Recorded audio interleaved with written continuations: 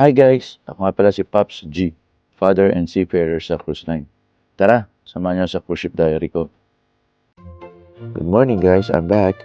It's 7 a.m. here in Germany. As they say, Guten Morgen. At good afternoon naman sa Pinas since 6 hours ahead tayo. Ito nga pala ang aming breakfast menu. Sorry guys, I have to blur it for confidentiality. May order nga pala sa akin ng Eggs Benedict. And this is how to make an Eggs Benedict. First, the English muffin with the ham. They call it Canadian bacon. And then topped with a poached egg, of course. At tapos, lalagyan ni Chef yan ng Hollandaise sauce. Ayan. Swear niya dyan. Hanggang mapuno. By the way, isa lang Eggs Benedict sa maraming choices na aming breakfast menu. This Chef Elvis, by the way, from Estonia. So, enjoy guys. Ciao. See you again.